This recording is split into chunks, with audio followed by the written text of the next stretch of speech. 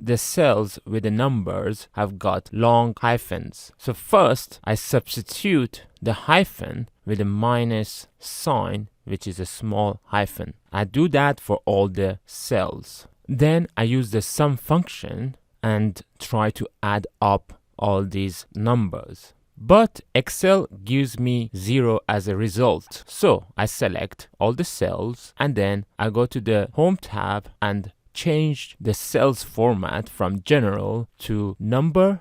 Unfortunately, the sum function still doesn't work. So instead, you need to convert all these cells into numbers using a function called NUMBERVALUE. So select a cell, enter the equal sign and type NUMBERVALUE. Then select the cell that you try to add up, then enter. Now drag the cell down so that it will copy the formula to the other cells. Now if you would use the sum function on these numbers, it would work perfectly.